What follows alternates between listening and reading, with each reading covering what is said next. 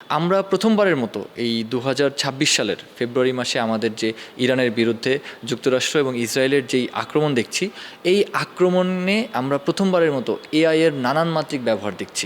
Interesting একটা fact হচ্ছে দুই পক্ষ বা আমি যদি এখানে তিন পক্ষ বা যুদ্ধে যেই পক্ষগুলো আছে তারা কিন্তু কেউ আসলে এআই এর ব্যবহার স্বীকার করছে না অফিসিয়ালি।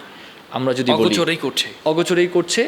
এক্ষেত্রে যদি খেয়াল করেন, আমরা যুদ্ধের প্রথম দিন এবং 28 তারিখ যদি খেয়াল করি, 28 ফেব্রুয়ারি ইউএসএ এবং ইসরায়েল যে আক্রমণ করলো ইরানে, তারা একটি স্কুলে আক্রমণ করেছিল এবং পরবর্তীতে আমরা দেখেছি যে সেই আক্রমণের কারণে আসলে প্রায় 150 জনের মতো শিশু এবং অনেক হতাহত হয়েছে সেখানে।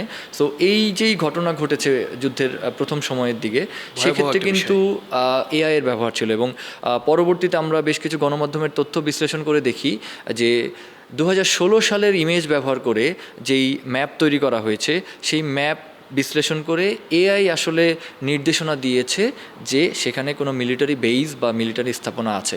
সে কারণেই কিন্তু আসলে এআই সেখানে আক্রমণ করে। পরবর্তীতে আমরা দেখেছি যুক্তরাষ্ট্রের যেই সেন্ট্রাল কমান্ড বা সামরিক বাহিনীর সদস্যরা তারা কিন্তু আসলে এই ঘটনাটা বা এর পেছনে মূল দায়টা এড়িয়ে যায়, কিন্তু গণমাধ্যম বিশ্লেষকরা তারা কিন্তু আসলে বলছেন যে এখানে আসলে এআই এর ভুল ছিল। এবং আমরা পরবর্তী সময়ে এআই এর ব্যবহার যদি বলি, আমরা ড্রোনের কথা বলছি, মিসাইলের কথা বলছি, এই যুদ্ধকে কিন্তু আসলে প্রথমবারের মতো পূর্ণাঙ্গ এআই নির্ভর যুদ্ধ বলা হচ্ছে। একটা ইন্টারেস্টিং ফ্যাক্ট আপনার সাথে শেয়ার করি।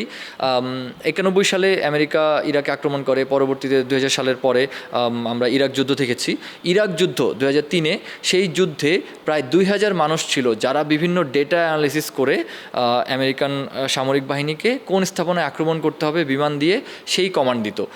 রিসেন্ট আমরা যেটা জানতে পেরেছি, মাত্র 20 জন এআই এর থ্রুতে পুরো ইরান যুদ্ধে, এখনকার যে আমরা যুদ্ধ দেখছি, এই ইরান যুদ্ধে ডেটা অ্যানালিসিস করছে।